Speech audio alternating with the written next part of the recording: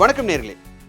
திடீர்னு பார்த்தா IT companies எல்லாம் விழுந்துட்டு இருக்கு அப்படின்ற ஒரு விஷயம் ஸ்டாக் மார்க்கெட்ல வருது. ஸோ ஸ்டாக் மார்க்கெட்ல ஏன் விழுது அப்படின்னு பார்த்தா, ஐடி கம்பெனிஸ் எல்லாம் பயந்துருக்காங்க. அவங்களுக்கு என்ன பயம் அப்படின்னு பார்த்தா, ஐடியில இருக்கக்கூடிய பேஸ் லெவல் ஜாப்ஸ் எல்லாத்தையும் ஏஐ இனிமேல் செஞ்சுடும் அப்படின்ற ஒரு பயம் இப்ப தான் ஐடி கம்பெனிஸ்க்கு வந்திருக்கு அப்படின்ற மாதிரியான விஷயம். டப் டப் டப் டப் டப்னு ஸ்டாக்ஸ் வந்து 5 5% விழுந்துகிட்டே இருக்கு. ஃபார் எக்ஸாம்பிள் விப்ரோ, டிசிஎஸ் மாதிரியான பெரிய பெரிய நிறுவனங்கள், இன்ஃபோசிஸ் மாதிரியான பெரிய பெரிய நிறுவனங்கள்லாம் விழுந்துகிட்டே இருக்கு. நம்மளுடைய வேலைய ஏஐனால செய்ய முடியுமா? இப்ப இருக்கக்கூடிய சிச்சுவேஷன்ல டிசிஎஸ்ஸே விழுது அப்டின்னா, டாடா மாதிரியான பெரிய சாம்ராஜ்யங்கள்லாம் சரிஞ்சிருமா? அப்டின்ற ஒரு கேள்வி நம்ம முன்னாடி இருக்கு. ஸோ அப்படி இருக்கக்கூடிய சூழ்நிலையில நம்மளுடைய வேலைய அவங்கள ஏஐனால பறிச்சிட முடியுமா? ஏஐனால எல்லா வேலையும் செஞ்சிட முடியுமா? அப்டின்ற ஒரு கேள்வி நம்ம மனசுல சாதாரணமா எழக்கூடிய ஒரு கேள்வி. அத பத்தி ஆனந்த் சார்ட்ட கேட்டு தெரிஞ்சுக்கலாம் வாங்க. வணக்கம் சார். எப்போதுமே இத புரிஞ்சுக்கங்க. மார்க்கெட்டு ஒண்ணு வானான்னு சொல்றச்ச தான் நம்ம அத போய் பார்க்கணும். ம்.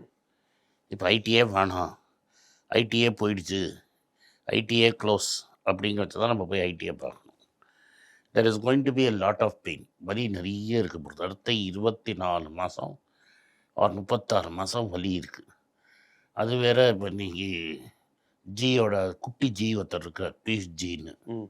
அவர் வேற சொல்ட்டாரு, பல கம்பெனிகள் சர்வைவ் ஆகும். ஆனா பிஹைண்ட் தி கர்வ் இருக்கிறவங்கலாம் செத்து போயிடுவாங்கன்னு. ம். யார சொல்றாரு? எனக்கு தெரியாது. பிஹைண்ட் த கர்வ்னா? பின்னாடி இருக்கிறாங்க. டெக்னாலஜி டிஸ்ரப்ஷன் பின்னாடி இருக்கிறவங்க காணாம போயிடுவாங்க. அதாவது ஒரு பெரிய கம்பெனி இருக்கு. அந்த கம்பெனிக்கு இணை அப்படி வேலையெல்லாம் இல்ல. செஞ்சு கொடுக்குறவங்க. டெக்னாலஜியில பின்னாடி ஓ! இருக்கிறவங்க அப்படி. Okay sir. ஃபைன். காணாம போயிடும். அப்பதான் என்ன சொல்றாருன்னா 10ல 7 காணாம போயிடும். அவங்களுக்கு அதெல்லாம் கவலை கிடையாது ஜிக்கு. ஜி பொறுத்த வரைக்கும் என்னன்னா, A1 to A7 தான் கணக்கு. அதில் இவங்கெல்லாம் கிடையாது. இந்த ஐடிலாம் ஒன்றும் கிடையாது. என்ன ஒரு 1 கோடி பேர் டைரக்டாகவும், ஒரு 4, 5 கோடி பேர் இன்டைரக்டாகவும் அதில் இருக்காங்க.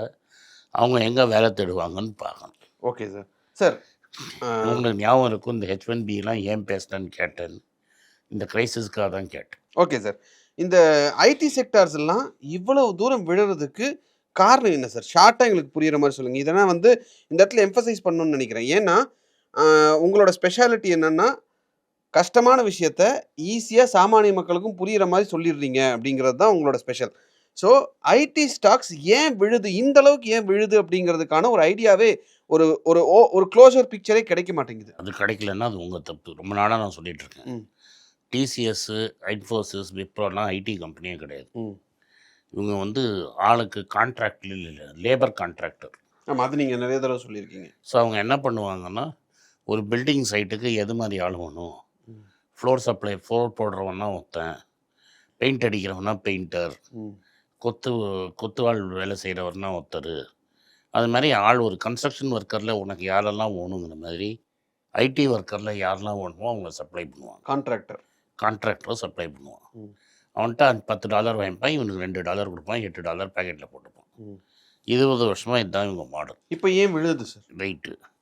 இப்போ ஏன் விழுடுதுன்னா, உங்களுக்கு இப்போ இம்பேக்ட் வரப்போகுது. ம். டீப் மைண்டோட ஃபவுண்டர் வந்து கட்சி மாதிரி மைக்ரோசாஃப்ட் வந்துட்டார். அதாவது பச்சை கலர் துண்டுலேருந்து ஊதா கலர் துண்டு போட்டார். இப்போ ஊதா கலர் துண்டு போட்டுட்டு அவர் என்ன சொல்கிறாருன்னா, முஸ்தபா சுலைமான்னு ஒரு பேர். அந்த ஊதா துண்டை பச்சை துண்டை போட்டிருக்காரோ ஊதா கலர்னு தெரியும், எது வேணால் நீங்கள் வச்சுக்கோங்க. ம். துண்டை மாட்டிக்கிட்டு ம். இப்போ அவர் என்ன சொல்கிறாருன்னா, இந்த ஓப்பன் ஏஐலாம் வேஸ்ட்டு, நம்மளே டெக்னாலஜி டெவலப் பண்ணணும் அப்படிங்கிறார். அப்போ என்னென்னா ஓப்பன் ஏஐயை மைக்ரோசாஃப்ட் கட்டி விட்ருவாங்கிற மாதிரி நீங்கள் எடுத்துக்கலாம், சொல்லாமல் சொல்கிறார். ஆனால் ஓப்பன் ஏஐ தான் 27% ஆஃப் மைக்ரோசாஃப்ட் க்ளவுடை யூஸ் பண்ணிகிட்டு இருக்காங்க. மைக்ரோசாஃப்ட்டும் அவனோட சிப்பை டிசைன் பண்ணிகிட்டு இருக்கான். இவன் என்ன சொல்லிட்டான்னா முஸ்தபா சலிமான்னு, இன்னொரு 24 மாதம், 18லேருந்து 24 மாதத்தில் accountant, marketing person, lawyer, contract எழுதுகிற லாயர், இவன் வேலையெல்லாம் போயிடும் அப்படிங்கிறத சொல்கிறார். யாரெல்லாம் ஒயிட் காலர் டெஸ்க் ஜாப் பண்ணுறாங்களோ அவங்க வேலையெல்லாம் போயிடும் அப்படிங்கிறத சொல்கிறார். ம். அதே சமயத்தில் சைனாலேருந்து ஒரு புது சாஃப்ட்வேர் வந்திருக்கு. ம். அது என்ன பண்ணுறது, என் மூஞ்சி மாதிரியே ஆளை க்ரியேட் பண்ணி என்ன மாதிரியே பேசுறதுக்கு ஒன்று ரெடி பண்ணிடுச்சு. ம். இப்போ விளையாட்டுக்காக பண்ணிகிட்ருக்கு. ஜெமினி பனானான்னு ஒன்று வச்சு பண்ணிகிட்ருக்கு. சிம்பிளாக இவங்க என்ன பண்ணிட்டாங்கன்னா, மூவி இண்டஸ்ட்ரியை கம்ப்ளீட்டாக காலி பண்ணிட்டாங்க. இப்போ நான் வந்து என்னால் 5 நிமிஷத்தில் ஒரு படத்தை எடுத்து நீ 6 மாதம் ஷூட் பண்ண படத்தை 2 நாளில் ஷூட் பண்ணி உனக்கு படம் உனக்கு ஓடுங்கிற மாதிரி கதை, உனக்கு ஓடுங்கிற மாதிரி கேரக்டர், நீ மட்டும் உட்காந்து பார்க்குற மாதிரி படம் எடுக்க பாப்கார்ன் சாப்பிட்டு படம் பார்க்குற மாதிரி பண்ணிட்டாங்க. ம். அதனால் ஹோல் செக்ஷன்ஸே சிங்க் ஆகிடும். ஸோ இந்த கோடு எழுதுறாங்கல்ல, அதில் ஒரு கோடு ஒருத்தன் நல்லா சொன்னான். A good programmer will become a great programmer with AI. An ordinary programmer will become obsolete. Okay. So இந்த டாப் லெவல் ப்ரோக்ராமர்ஸ்லாம் விப்ரோ இந்த கம்பெனிஸில் கிடையாது. இவன் ஆல்ரெடி கூகுள் அங்கே இங்கே போயிட்டான். இவன்கிட்ட இருக்கிறதெல்லாம் ஆர்டினரி ப்ரோக்ராமர். இவன்லாம் அப்சல்யூட் பண்ணிவிடும். கோடை இவன் பண்ணுற வேலையை பண்ணிவிடும். இப்போது நம்மளே ஒரு ஆப் போட்டோம். அந்த ஆப் டெவலப் பண்ணுறதுக்கு நமக்கு 3 மாதம் ஆச்சு. 3 பேரை வச்சு இந்த ஆப்பை 3 மாதத்தை டெலிவர் பண்ணுவோம். இன்றைக்கி என்ன சொல்கிறாங்க, இதே ஆப்பை வந்து நான் 2 வாரத்தில் டெலிவர் பண்ணிவிடுவேன். ஸோ முன்னாடி 18 பேர் வேணும் இந்த ஆப்பை டெவலப் பண்ணுறதுக்கு. இப்போ சிர்ஃப் 2 பேர் இருந்தால் போதும். 18 பேருக்கு வேலை கொடுத்த இடத்துல நான் 2 பேருக்கு வேலை கொடுப்பேன். இப்போ டிசிஎஸ் 6 லட்சம் பேர் இருக்கான்னா அதுலேருந்து 1 லட்சம் பேருக்கு தான் வேலை இருக்கும். அந்த 1 லட்சம் பேர் ஹைலி ஸ்கில்டாக இருக்கும். இந்த டிரான்சிஷனை யார் ஹேண்டில் பண்ணுவாங்க அப்படிங்கிறது தான் கேள்வி. இந்த ஐடி செக்டர்ஸில் எல்லா லெவலையும் கூட்டி பெருக்கிறதுலேருந்து ஹையஸ்ட் லெவல் சாஃப்ட்வேர் எழுதுகிற வரைக்கும் டிசிஎஸ் இருக்கான். டிசிஎஸ் இத்தனை நாள் யூஸ் பண்ணாத அட்வான்டேஜ் ஒன்று இருக்குது. இத்தனை நாள் யூஸ் பண்ணல, ஆனால் இப்போ சந்திரா யூஸ் பண்ணுவான். அவன் தான் ஏறி உட்காந்துட்டான் திரும்பி. நானே பார்த்துக்கிறேன்னு நானே பார்த்துக்கிறேன் நீங்கள் என்ன நகருன்ட்டான். மற்றவன்லாம் வெளில போய் கான்ட்ராக்ட் வாங்கி தான் வேலை கற்றுக்கணும். இப்போ நான் ஆட்டோமொபைல்னு வச்சுக்கோ, இதை தான் நீங்கள், ஆனால் இதெல்லாம் வரத்துக்கு 5 வருஷம் ஆகும். நீ உடனே இன்றைக்கே வருமா நாளைக்கே வருமானா ஓடி போயிடும். அதில் நல்ல பிரச்சனை வேதனை போயிடும். என்ன ஆகும்னா அவன்கிட்ட ஆட்டோமொபைல்னு வச்சுக்கோங்க, அவன் சின்ன ஒரு 1/2 டன் ட்ரக்குலேருந்து ஒரு 100 டன் ட்ரக் வரைக்கும் எல்லாத்தையும் அவனே பண்ணுறான். ஆமாம், இவாக்கோ. ஒரு சாதாரண நானோ கார்லேருந்து ஜேஎல்ஆர் கார் வரைக்கும் அவனே பண்ணுறான். இப்போ அதுக்கு எல்லாத்துக்கும் ஐடி ஓணும். ஆமாம், அங்கே எல்லாத்தையும் ஏஐ யூஸ் பண்ணிட்டு இருப்பான். ஆமாம், டாடா எலக்ஸி வச்சுருக்காங்க. இது பஸ் இதுக்கெல்லாம் ஏஐ யூஸ் பண்ணுவான். அந்த கம்பெனியில் 40% தான் முதலாளி ஓனர். கூஜாங்கள்லாம் வச்சுருப்பான். ஏன்னா உப்பு தின்ன கூஜா வச்சுருப்பான். 2 தலைமுறையாக நாங்கள் ஒர்க் பண்ணியிருக்கோம். எங்கள் அப்பா, என் மாப்பா, என் பிரதர் இன்லாம் ஒர்க் பண்ணியிருக்காங்க. என்ன தான் கோபமாக இருந்தாலும் தலைவர் சொல்லிட்டாருன்னா இப்படி கையை தூக்கிடுவோம்.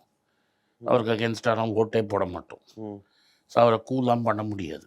கூலான்னு ட்ரை பண்ணி நிறைய பேர் ஃப்ளாப் ஆகிட்டாங்க. அவர் சொன்னது சட்டம். அவர் கம்பெனியில் கூ பண்ணவெல்லாம் வெளில போயிடுவோம். இப்போ மேரு மிஸ்திரியை வெளில அமைச்சிட்டாங்க. அது மாதிரி நீ வெளில இருந்து ஏதாவது கொஞ்சம் குடைச்சல் கொடுக்கலாம். அதே மாதிரி டொயோட்டாவில் 14% வச்சுருக்கான். 2 டாக்டரில் எப்போ பார்த்தாலும் ஐடி ஆட்டோவில் என்ன பண்ணுங்கிறது இவனுக்கு அப்சைட் டவுன் தெரியும். அந்த நாலேஜை ஏன் அவன் டிசிஎஸ் ஆகுதுன்னா, டிசிஎஸ்னால தான் இந்த கம்பெனியெல்லாம் பணத்தை எடுத்து போட்டு காப்பாற்றினாங்க. டிசிஎஸ்ல வந்த டிவிடெண்ட் தான் இதில் இந்த கம்பெனியெல்லாம் சரி பண்ணி காப்பாற்றினார் பெரியவர். ரிவர்ஸ் ஏன் பண்ண மாட்டான்? Okay sir, fine. இது புரிஞ்சுதா? Yes, got it. இப்போ வந்து பஜாஜ் என்ன சொல்கிறான்னா, we are deploying AI across sectors. நீ ஏன் வெளியில் போய் யாரை தேடுற, நம்ம கம்பெனிக்கே பண்ணு. ஒன்று தான் எக்ஸ்பிளைன் பண்ணுறேன், உங்களுக்கு புரியல. அவன் வெளில பேங்க்குக்கெலாம் போக மாட்டான். டாடா கேபிட்டல் வச்சுருக்கான்னா, டாடா 2 இன்சூரன்ஸ் கம்பெனி இருக்கா, அங்கேயே ஏஐ வச்சு கற்றுப்பான். வெளியாளை கூப்பிட்டு உட்காத்தி வச்சு கூடயே டிசிஎஸ் இன்ஜினியரை உட்காத்தி வச்சுருவான். உனக்கு புரிஞ்சுதா நான் சொல்கிறது? நீ எது மாதிரி எந்த ஃபீல்டு சொல்ல அவன் உட்காந்துட்டுருக்கான். நீ இரும்பு துறை வைக்கணுமா உட்காந்துட்டுருக்கேன் நான், நீ உப்பு பண்ணணுமா நான் உட்காந்துட்டுருக்கேன், நீ ஜோடா பண்ணி விற்கணுமா நான் உட்காந்துட்டுருக்கேன். ஸோ டாப் டு பாட்டம் துணி ரீட்டைல் பண்ணணுமா நான் தான், கோல்டு ரீட்டைல் பண்ணணுமா நான் ஒரு கம்பெனி வச்சுருக்கேன், இன்ஸ்டன்ட் டெலிவரி பண்ணணும் ஃப்ராப்போ லாஸோ ஒரு கம்பெனி வச்சுருக்கிறேன், பிக் பாஸ்கெட்னு இருக்குது, மருந்து டெலிவரி பண்ணணுமா 1mg வச்சுருக்கிறான். ரைட்டா? இது எல்லாமே சாஃப்ட்வேர் பேஸ் கம்பெனி. ரைட்டா? டைரக்ட் ரீட்டைல் வச்சுருக்கேன், சாஃப்ட்வேர் பேஸ் கம்பெனி வச்சுருக்கிறேன், எதை வேணாலும் வச்சுருக்கிறேன். ப்ரொடக்ஷனும் நானே பண்ணுறேன்.